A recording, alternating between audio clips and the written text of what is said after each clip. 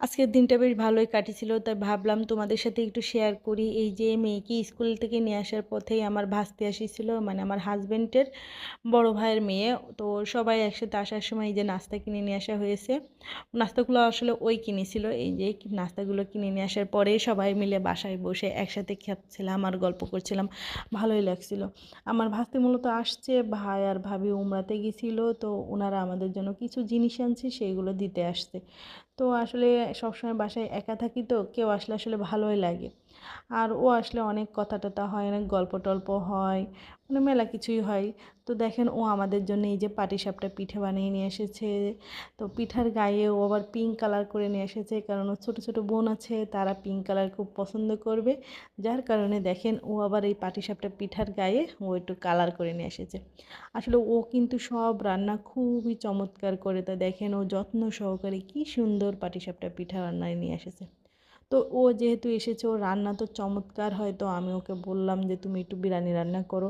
আমি যেহেতু বাবুদের নিয়ে পারছি না, তো ওই যে বিরিয়ানি বসিয়ে দিয়েছে, ওকে বলার সঙ্গে সঙ্গে ও বসিয়ে দিয়েছে। আসলে ও না খুব চমৎকার রান্না করে। আমি ওর রান্না অনেক কিছু তোমাদের সাথে শেয়ার করেছি, তোমরা হয়তো বা জানো না। কিন্তু এই দেখো ওই যে বিরিয়ানি রান্না করছে, দেখো কালারটা কত সুন্দর আসছে। আমি আসলে পুরোটা ভিডিও নিতে পারি নাই, না হলে তোমাদের দেখাতাম ও কেমন করে রান্না করে।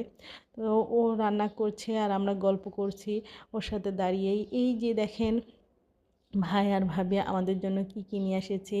এই যে উমরা থেকে আসার সময় এই যে খেজুর নিয়ে এসেছে, সেই খেজুরগুলো না খুবই ভালো ছিল। আসলে ওখানকার সব রকম খেজুরই খুব ভালো লাগে। আর ওই যে আমার ভাস্তি পাটিসাপটা পিঠা নিয়ে এসেছে, এটা জমজমের পানি। আর এই যে এটা হচ্ছে তালের বড়া। তালের বড়াটা না খুবই চমৎকার হয়েছিল, খুবই সফট হয়েছিল। আমার তো খুব ভালো লাগছে। আসলে আমি তালের বড়া বানালে না একটু শক্ত হয়, কিন্তু ওরটা দেখেন কত সফট হয়েছে।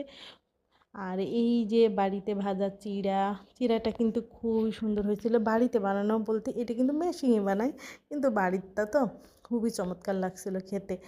আর এটা আমি না অনেকটাই শুধু শুধুই খেয়ে ফেলে দিয়েছি। বাড়িরটা তো ভালো লাগে, দোকানের থেকে এটা অনেক মজা। তারপরে দেখেন আমরা এই যেগুলো দেখতে দেখতেই আমাদের বিরিয়ানি রান্না শেষ। বিরিয়ানির কালারটা দেখেন কত সুন্দর আসছে। বারবারই একটা কথাই বলি, ওর রান্না না খুবই চমৎকার। এইটা খেয়ে আমার বোন পরের দিন এসে খাইছিল, ও বলেছিল খুব চমৎকার হয়েছে। আবার আমার হাজব্যান্ডও বলেছিল যে খুব চমৎকার হয়েছে। তো বরাবরই ওর রান্না তো খুব ভালো, যার কারণে আসলে মজাই হয়েছিল। তারপরে ওরা আবার খুব দ্রুত চলে যাবে বলে আমরা আবার সবাই মিলে খেতে বসলাম। নিচেই বসেছিলাম, আসলে টেবিলে না বসে সবাই গল্প করছিলাম আর খাচ্ছিলাম। এই তো দেখেন